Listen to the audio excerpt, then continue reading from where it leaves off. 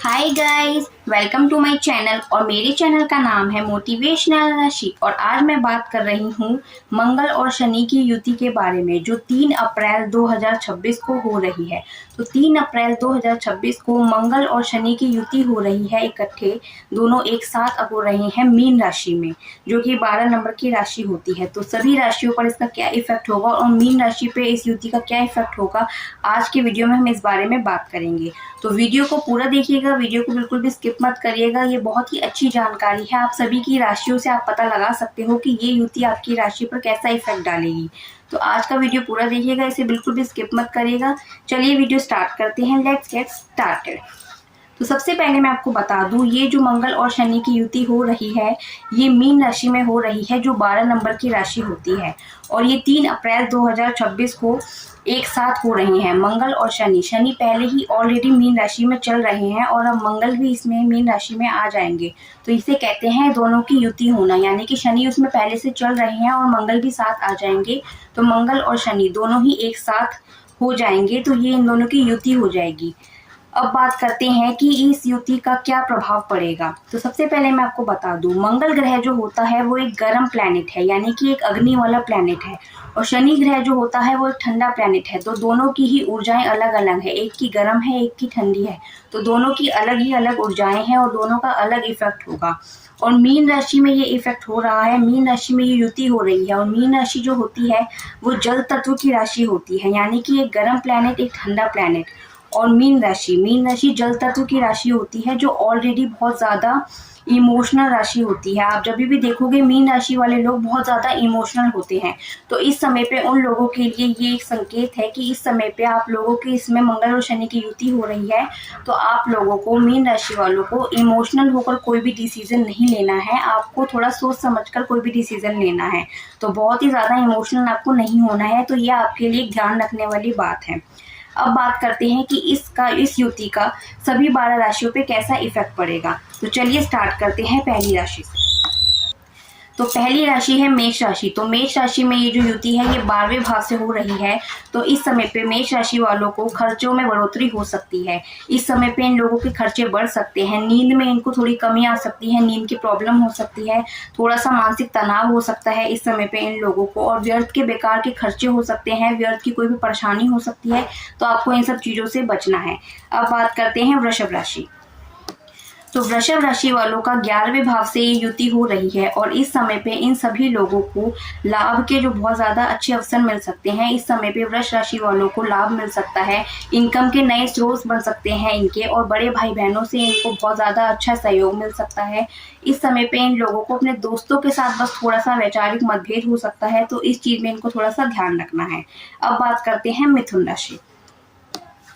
तो मिथुन राशि वालों के लिए ये युति 10वें भाव से हो रही है। तो इस समय पे इन लोगों को कार्य क्षेत्र में थोड़ा सा प्रेशर बढ़ सकता है, थोड़ी सी इस समय पे इन लोगों को मेहनत ज्यादा करनी पड़ सकती है। और इस समय पे इन लोगों को अपने बॉस के साथ अच्छे से संबंध रखने हैं, बहस नहीं करनी है, क्योंकि इस समय पे आपकी बहस हो सकती है।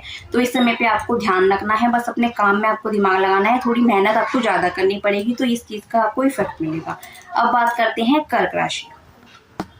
तो कर्क राशि वालों के लिए ये 9वें भाव से युति हो रही है। तो इस समय पे कर्क राशि वालों को लंबी यात्राओं का योग बन सकता है। इस समय पे इन लोगों को लंबी यात्राएं करने के मौके मिल सकते हैं।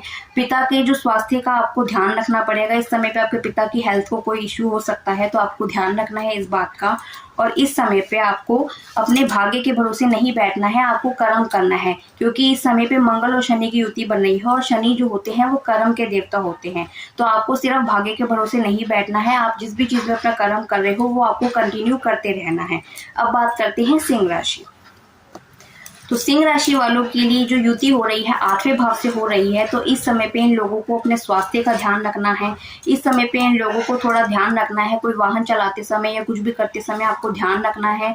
कुछ ऐसा हो सकता है जिससे आपको नुकसान हो जाए, तो आपको इस चीज का ध्यान रखना है। कुछ चुनौतियां आ सकती हैं आपकी लाइफ में, तो इस चीज का भी आपको ध्यान रखना है। इस समय पे आपको बस एक चीज में अच्छा फल मिलेगा कि आपका कोई भी अचानक से कोई ऐसा काम, पुराना रुका हुआ काम जो बहुत टाइम से अटका पड़ा था, तो वो आपका पूरा हो सकता है। तो ये इफेक्ट है। अगली राशि के बारे में बात करते हैं, जो कि है कन्या राशि। तो कन्या राशि वालों के लिए 7वें भाव से युति बन रही है और इस समय पे इन लोगों को अपने पार्टनर के साथ वैवाहिक मतभेद हो सकता है, तो आपको थोड़ा ध्यान रखना है। अपने पार्टनर के साथ आपको थोड़ा सा बनाकर चलना है। और बिजनेस पार्टनरशिप में भी आप देखोगे कि आपकी थोड़ी सी आपको तनाव की स्थिति हो सकती है, आपके मतभेद हो सकते हैं अपने पार्टनर के साथ। तो इस समय पे आपको शांत रहकर डिसीजन लेना है, बहुत ज़्यादा आपको इसमें बहस नहीं करनी है। तो इस सब चीज़ों का आपको थोड़ा सा ध्यान रखना है। अब बात करते हैं तुला राशि। तो तुला राशि वालों के लिए युति 6ठे भाव से हो रही है और इस समय पे तुला राशि वालों को कोर्ट कचहरी के मामलों से राहत मिल सकती है। कोई भी लीगल इशू जो चल रहे थे, कोई भी प्रॉब्लम चल रही थी, तो उससे आपको राहत मिल सकती है।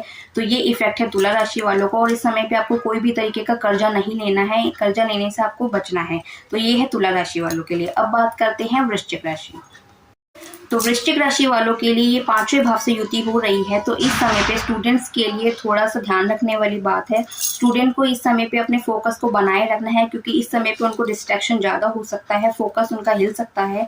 तो इस समय पे स्टूडेंट्स को ज़्यादा ध्यान रखना है। और अगर मैं लव लाइफ की बात करूँ, जो लोग लव लाइफ में अपने चल रहे हैं, तो उस समय पे उनकी उसमें भी थोड़ा सा आप देखोगे कि थोड़ा सा उतार चढ़ाव आ सकते हैं। तो इस समय पे आपको इन सब चीज़ों का ध्यान देना है। अब बात करते हैं धनु राशि। तो धनु राशि वालों का 4थे भाव से युति हो रही है। तो इस समय पे आप सभी को अपनी माता के स्वास्थ्य का ध्यान रखना है और आपको घर और प्रॉपर्टी के कामों में कोई ना कोई प्रॉब्लम आ सकती है। तो इस समय पे आपको इन दोनों ही तरफ से प्रॉब्लम आएगी। तो आपको माता के स्वास्थ्य का भी ध्यान रखना है और इन सब चीज़ों का भी आपको ध्यान रखना है। अब बात करते हैं मकर राशि। तो मकर राशि वालों के लिए ये 3रे भाव से युति हो रही है और इस समय पे इन लोगों को अपने सिबलिंग्स का, छोटे भाई बहनों का बहुत ज़्यादा सपोर्ट मिलेगा। इस समय पे इनकी यात्राएं हो सकती हैं, छोटे ट्रैवल्स हो सकते हैं, जो ज़्यादा इस समय पे इन लोगों के लिए अच्छा है, क्योंकि इनको अपने सिबलिंग्स का सहयोग मिलेगा और इनकी यात्राएं भी इनके लिए लाभदायक होंगी। अब बात कर कुंभ राशि।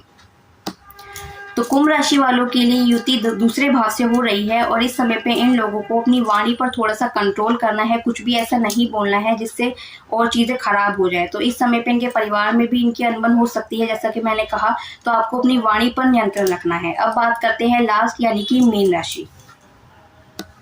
तो मीन राशि वालों के लिए ये उनके लगन से युति हो रही है। जैसा मैंने कहा कि मीन राशि में ही मंगल और शनि की युति हो रही है।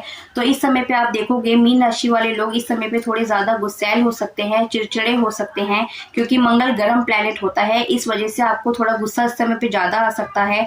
तो इस समय पे आपको अपने स्वास्थ्य का ध्यान रखना है, आपको गुस्सा ज़्यादा नहीं करना है और इस समय पे आपको मेडिटेशन करना है, वो आपके लिए बहुत ही ज़्यादा इफेक्टिव होगा। तो ये है सभी 12 राशियों पे रिजल्ट मंगल और शनि की युति का।